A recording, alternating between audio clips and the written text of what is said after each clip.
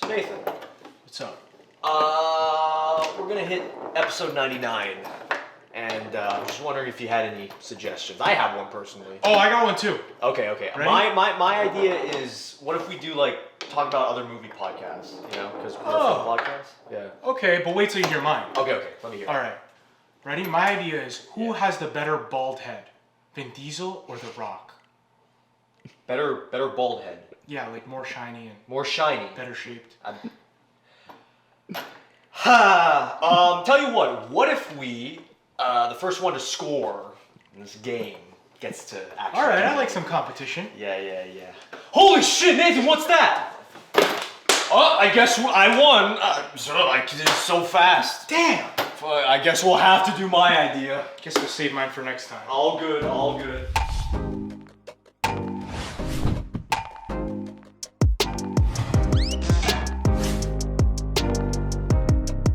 Welcome back to the Real Talk Podcast, episode 99. Holy fuck. I'm your host, Nathan, and I'm joined by the man himself, Matthew Neves, to my left. And today we're going to switch it up. It's episode 99. Jeez. Our next one's 100. So we thought we'd talk about some other film podcasts that we watch. This was your idea, Nev. This was so my it idea. Man, first off, I'm so glad we reached 99. This is nuts. This is our last double-digit episode. This is like, it's gonna be amazing. You know, It's gonna be too good. It's yeah, exactly.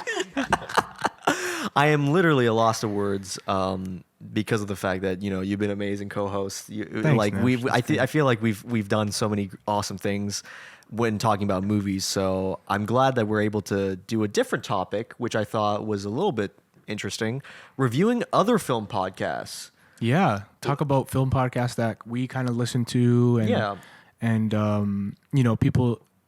people's opinions out there that we respect when we watch a film, and I want to hear some opinions, the people that we go to. Yeah, exactly. And just like in general, like the environment of like the film community and how other people react, because fun fact, nobody approaches this the exact same way. No. So I'm glad that we can discuss different ones. And I can see the ones that you have listed. So I'm actually curious about these ones. So let me talk about one of my favorite film podcasts, which kind of came at me from left field because this guy is a very popular sports podcaster. Ooh. And his name is Bill Simmons. Okay.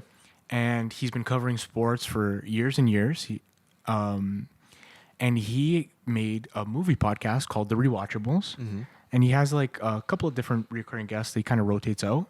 And the premise of it is basically they just they review movies that they deem to be rewatchable films. Okay, nice. So typically they're going older films. Yeah, obviously. Typically they're going older films, but sometimes like if a newer film comes out and it's an instant classic like Top Gun Maverick, they'll do that. Okay. And what they have is they have a segment called Half-Ass Internet Research where they give like really cool tidbits about the making of these films. Mm-hmm. And what I like about this podcast is that it's a really good blend of like information and like just fun discussion amongst friends. Like it kind of feels like, like kind of how we do it. Like we're just friends talking about a movie that we liked. Yeah, exactly. But also they have this portion where it's like you learn a lot about the actors, like the productions. They have a segment called Casting What Ifs where they get into like shit, Sylvester Stallone could have been in Godfather. Could have been Godfather, stuff like that. Like those kind of nice. Like James Caan could have been Michael Corleone and stuff like that. Wow. So they have like it's like a history lesson and a good conversation in one. I really like the Rewatchables. It's an extremely underrated podcast. And they have a lot of episodes, so whatever your favorite films are, they probably have an episode on it. Fucking A, man. I actually like that idea of like the what if casting. Yeah. Because I've heard so many stories There's so about many them in stories about that Hollywood. for so many movies, right? Yeah. Like, oh, this guy almost played this crazy role, and Oh my god. that could like so many careers could have been changed by small decisions. But like even the decisions are so like absurd at times because you're just like, well, why the fuck? Because like speaking of James Caan, did you know that James Caan was called in by Marlon Brando to play Superman? No, I didn't. Because know Marlon that. Brando was in Superman and he loved James Caan on The Godfather. He always made him laugh. He's like, you're funny, James. Didn't Marlon Brando make like a stupid amount of money for Superman? Oh, yeah. He made a stupid amount, and he was reading off of the fucking cards off camera. Unbelievable. He's like, can I read them where the baby's supposed to be? And it's just like, sure, Marlon, we're paying you $5 million. Well, he was already anyways. doing that shit in the 70s. That so- too, yeah. I don't know when that started. I guess it started like before Godfather. I know he was doing it in Godfather. Holy there's a famous picture of Tom Hagen, like in his suit, and he's got the inside of his suit is just a giant cue card that Marlon Brando's reading, and that scene where him and Michael are sitting in the garden. That's like a really deep scene, right? Oh my god! Next time you watch that scene, look at Marlon Brando's eyes, and he's literally like he's looking around, and he looks up this way, and then he comes back down, and he looks up this, but he does it in such a natural way. But he's reading a cue card, Right, He's yeah. reading cue cards for a lot of that film. I guess the modern equivalent would be like was Johnny Depp in the Pirates movies with like a fucking earpiece, and Yeah. they just read the lines to him, which I feel like I would get the worst headache imaginable if somebody's I couldn't imagine talking in my ear. It sounds like a nightmare. Yeah. Like, I'd rather just learn the lines. No, but I need to know in the moment. It's like the moment. That's funny. You're Yeah, gonna- but they cover stories like that, right? Like they Okay. talk about Marlon reading cue cards. They Yeah. like they have a great. What really got put me on was they have a great Godfather episode because that's like all of their favorite films. They're like old school guys. Like they were around. Some of them were like around in the 70s and 80s, right? Nice. So they really have a great episode on Godfather 1 and 2, and I think they're like 2 hours each. Damn. They really dive into these movies, so it's great. Is part 3 10 minutes long? they just They go. talk about part 3, and yeah, part 3 has its reasons Yeah. to be a rewatchable. I think part 3 is still deemed a rewatchable film. Oh, absolutely. I agree. I mean, like, there's always speculation for the fourth film. There were so many, like, Please no. well, no, of course not. Not now. But, like, from, like, 1990 to before Mario Puzo passed away, they were doing a fourth film. They were planning that out, and I think they called up Andy Garcia and shit. But, That's you know, crazy. it is a crazy what if in that regard.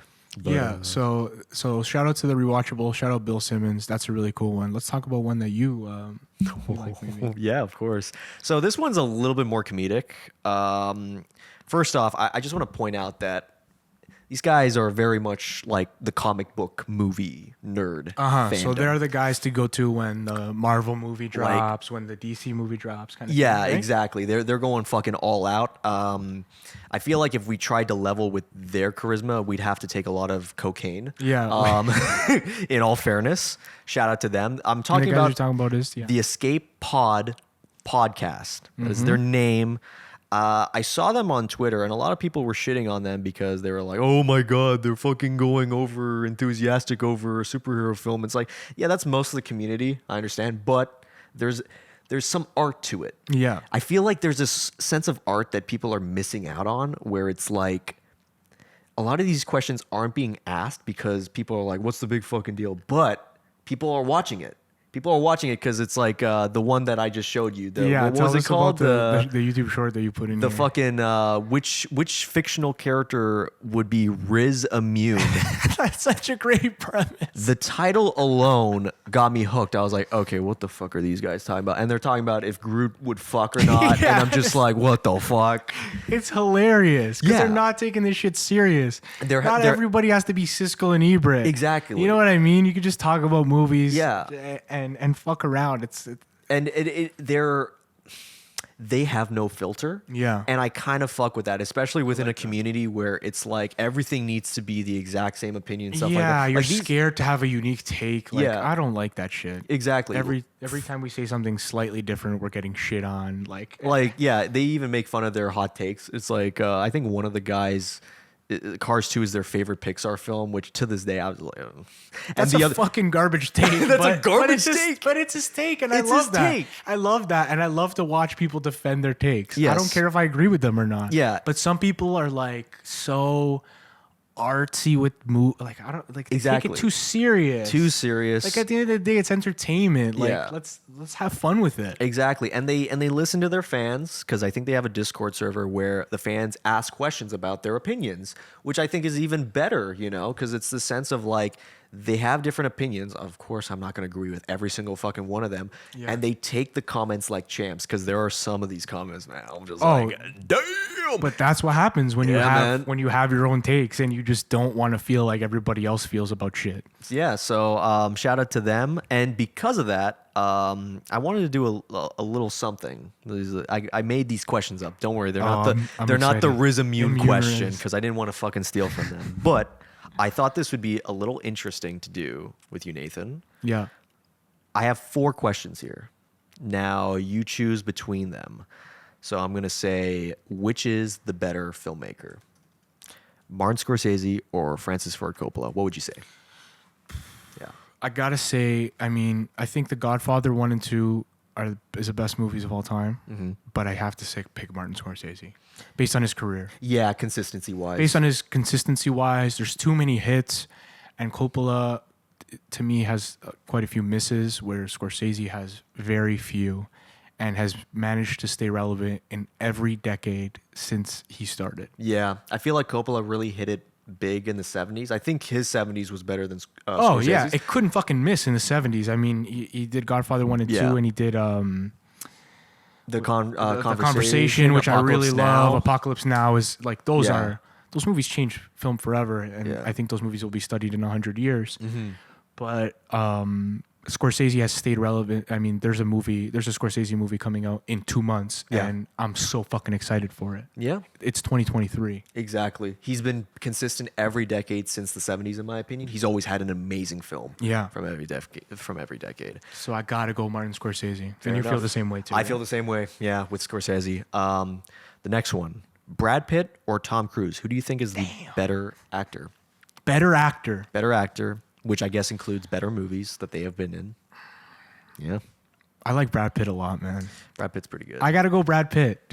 I gotta go Brad Pitt. I think that while Brad Pitt has a ton of duds in his filmography, Yeah. when he acts, he fucking acts. And he could still do it, and I know he could still do it because I saw Babylon, and he's fucking Yeah. killer in Babylon. Yeah. He can still act. I gotta go Brad Pitt. That's the thing with Brad Pitt too. He was never the action guy. No. He was just like, it's obvious. He was like the hot guy. He was the heartthrob guy. He was the heartthrob. yeah. Yeah. Especially like during his era of like with Jennifer Aniston, with Angelina Jolie. It's always seemed like that. But everyone forgets 12 Monkeys. Everyone forgets like Curious Case of Benjamin Button. Everyone forgets like those are Seven. Great performance. Seven. Fight Club. Like, he's so good in Seven. Yeah, I feel like as an actor and the movies that he's been in, he has showcased his acting much more than Tom Cruise has. Not to say Tom Cruise hasn't, but I feel like, yeah. I completely agree. I think he's more than just the pretty boy that is the star, the pretty action star that Yeah. the girls love. I think he's got some roles that shows that he's much more than that, and he's Yeah. he's a legend. And I think we're gonna get a couple of more Brad Pitt. Like I love Absolutely. I love his some of his recent stuff. It's really cool. And I think he's entering that age where he could play some really unique roles Yeah. that are not so Brad Pitt. Like he doesn't have to play the pretty boy anymore. He's an older Oh, yeah. guy. He's got that Robert Redford energy. Yeah, I'm I think we're yeah. gonna get some more like Robert Redford type roles Yeah. from him. So I'm excited about. And Tom Cruise, it seems like I'm only getting the action shit now. So Yeah. I gotta go. I don't know if you noticed this too. I was looking at some YouTube clips of Once Upon a Time in Hollywood with Brad Pitt and Leonardo DiCaprio. great performance in Here's that what too. I was thinking. I was like, what if there was like a Jack Nicholson Robert Redford film, but Robert Redford was played by Brad Pitt and Jack Nicholson was played by Leonardo DiCaprio? Would you see that? I would. Oh yeah, I for feel sure. like their energy kind of matches with those actors. Yeah, if there's anybody to do it, I feel like that's literally the perfect casting. Yeah, damn. It's weird when you see actors that have similar like I don't know, that just Yeah, they're, like, facially modern day versions. Yeah. It's like even some mannerisms and stuff. You just see it in them. Mm-hmm. Like you could put Brad Pitt in some old Robert Redford movies. Yeah. and it would work. Absolutely. Yeah. I fully agree. Now this one might be a little harder for you, but I really want to hear it. No hate against anybody in terms of this question, but most overrated actor currently. Ooh. Yeah. I'll give mine once you give yours too. So you're not the only one, of I'm course. trying to think of like what I'm basing my criteria off of, because like easy ones that come to mind is like guys like the fucking Rock, who's doing big movies all the time. I'm talking you're about talking, like- people that you hear talk that about you them with praise, and Right, you just okay. you're like, I don't get it. Okay. Man, I gotta think about this for a second. You want to give yours first? All right, I'll give mine. People are gonna hate on me for saying this, but I love me some hot takes. I'm sorry. I gotta say it. Every performance I've seen from Jennifer Lawrence, I don't get it. Oh yeah, okay. I don't get it. I've seen Hunger Games. I saw the Christian Bale, the what's that called? American Hustle. Okay. The X-Men movies, I feel like, of course, like superhero, whatever, but like even her performance as Mystique, I didn't get anything of it. I think Rebecca Romijn was way better in that role. Man, it really felt weird. I mean, like, don't get me wrong, she's not a bad actress, but it's just like Oscar? Like, really? Like, I didn't see it. I feel like there's way more talented actresses that could have gotten that. I think Brie Larson's way better. I feel like Zendaya's a way better actress. Yeah. Then again, like I haven't I seen got her. mine. I haven't seen her recent comedy yet, so she might be like. Zendaya just sparked some shit with me. I think I Really? just got my answer. And it's not Zendaya. Oh. It's her boyfriend. Tom Holland? Tom Holland. Yeah. Tom Holland doesn't do it for me, guys. He doesn't fucking do it for me. I don't think he's that good. He's good in Spider-Man? Not even Spider-Man? You wouldn't say that? I think he's a good Peter Parker. Okay. Good Peter Parker. But whenever I see him in some other shit, and a lot of it's poor casting, like you see him in Uncharted and you're like, this is never gonna fucking work. He's a baby face. Yeah. Right? But he just doesn't do it for me. I never feel like, wow, what a like nuanced performance from Tom Holland. I just feel like he's always playing Tom Holland. Yeah. And he doesn't really get too deep into any of these characters. That's my hot take. That's the other thing with like Marvel people, like the people who've been in like 5, 6 of these Marvel movies. Like you can tell the difference between like a Robert Downey Jr. where he's in Oppenheimer and he's an amazing actor regardless of Iron Man, and then you get like, I don't know, how many films post Endgame have you seen from Chris Evans that were amazing? Yeah.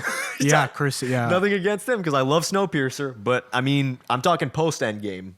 Mm-hmm. Haven't seen a whole lot yet, but again, it's only been like what, 4 years? Yeah, and I'll give Tom Holland's still extremely young. I think maybe as he gets older, maybe he'll get some of those kind of roles that I want to see from him that demand a little bit more of a nuanced performance from him. Yeah. But as of right now, I don't really get the Tom Holland hype other than he's Spider-Man. But isn't he British?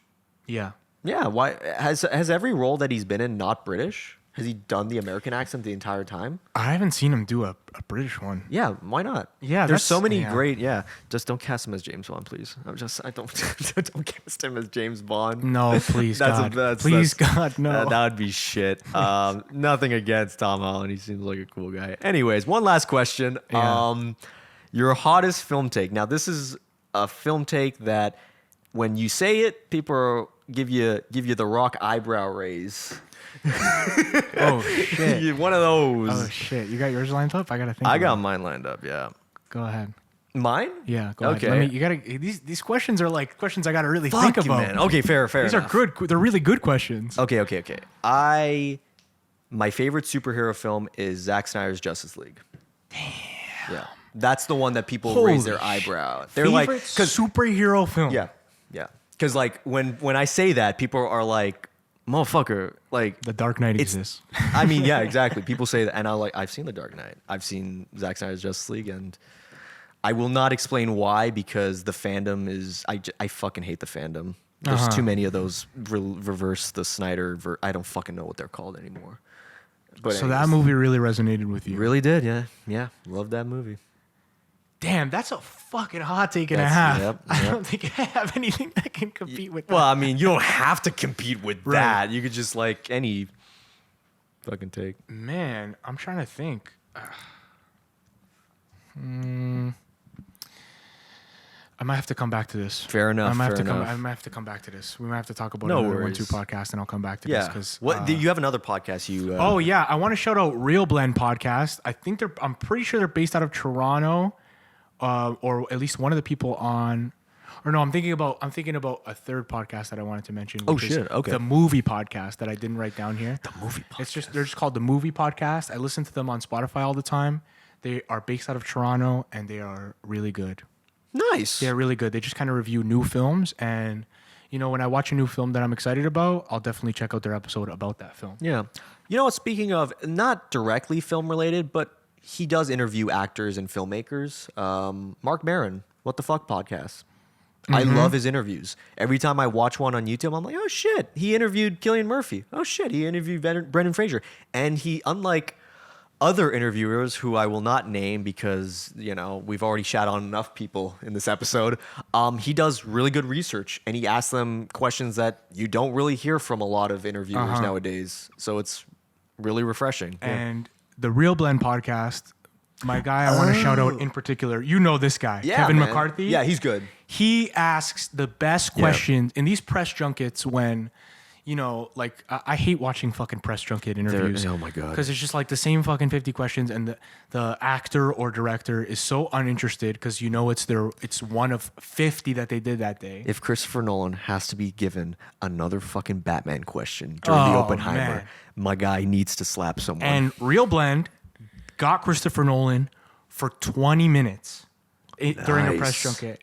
And they ask him fantastic questions about Oppenheimer. It's a great interview. Nolan is relaxed. He's laughing. Yeah. It's great. And what Kevin McCarthy does, he has a legendary interview with Tom Hanks that I really like, where he saved all his ticket stubs from back in the day. He does that. Yeah. So what a cool way to spark a conversation with like a big actor. Like he just pulls out like an OG Tom Hanks movie. Like he'll pull out his ticket stub to Toy Story or whatever. Aww. And they'll spark a conversation from there, right? And they'll immediately be like, oh my God, let me look at that, right? Or I think he pulled out his ticket stub to Forrest Gump, and Tom Hanks was immediately like let his guard down and was like so happy to see that.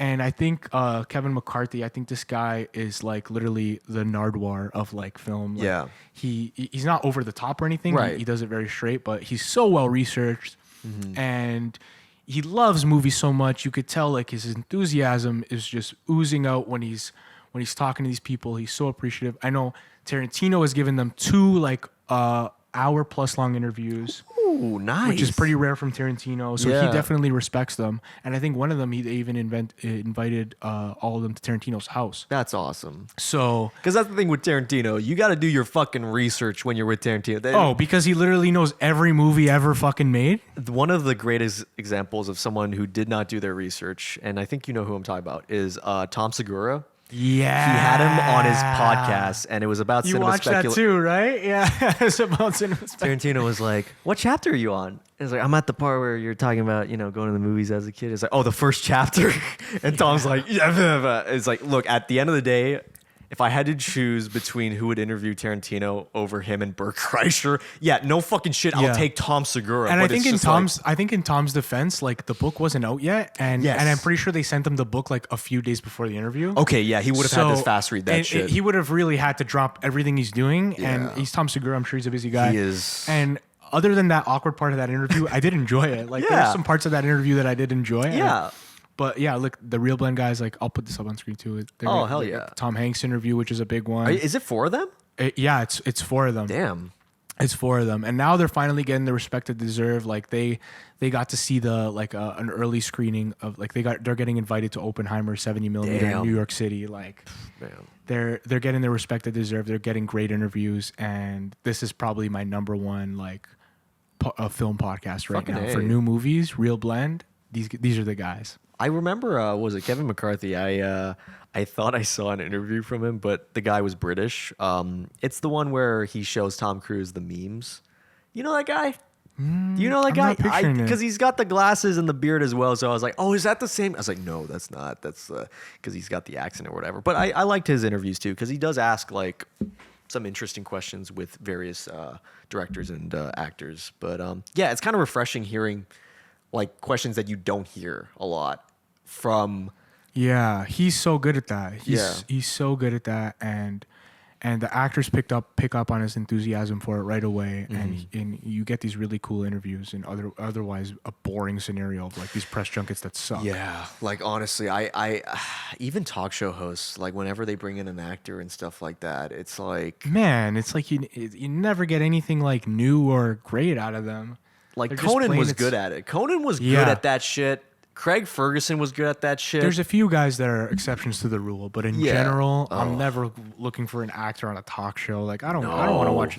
I'm not looking to watch interviews of their press runs. Like Hey, look, Sydney Sweeney's doing charades with Jimmy Fallon. Yeah, I'm like, yeah, I don't fucking care. Another thing you put here on the list, which is kind of a film like podcast review. Oh, yeah. is this YouTube trend of watching films for the first time, watching Star Wars for the first time, watching Godfather for the first time. Yeah. These are movies that get a ton. These are videos that get a ton of views. Yeah. And it's usually like somebody like younger that's like hadn't really seen these films. Yeah. And it's kind of like literally them, like a supercut of them sitting through the film and being like, it's like, Luke, I am your father. And it's like, Oh my God. it's his dad. It's the twist. It's the twist. Oh my God. I don't know. What do you think about these videos? Like, personally, I cannot sit through them. Like, It's fucking weird, man. it's like a cut. It's like a 30-minute cut of like just their reactions to certain scenes in Godfather, and I'm not even watching the movie with it. So it's hard for me to get into. I like the drunk commentaries some people have. Like, I want to see a drunk commentary of like Garfield 2 with like a bunch of people. It's like, yo, there's 2 of them? Holy shit, man. I would love to make a video with you like that, where we do some drunk commentary on a movie. On a shitty movie. On a shitty movie. Like I'm talking like a real Alvin piece and of the shit. Chipmunks 3. Oh yeah, a real piece of shit. You know? I First time watching Alvin and the Chipmunks 3. holy fuck, they made 3 of these? Bro, the squeakquel was just the beginning, motherfuckers. Squeakquel. They called it the squeakquel. Yeah. The road trip was the 4th one. I think I definitely watched the first one in theaters, or Same. second one. maybe too. Squeakquel was in theaters for me too. I saw that in IMAX. In That's IMAX, That's the eh? only way to see it, motherfuckers. Yeah, if you didn't watch Alvin and the Chipmunks in IMAX, I'm sorry. All right. Oh, before we end, you got to answer your fucking question. Hottest film take you. Oh man, it's not coming to me right now, Coming to Nev. me? It's Do you want me to give you a different worded question? Okay. Okay, so a film everyone hates but you love. Let's go with that.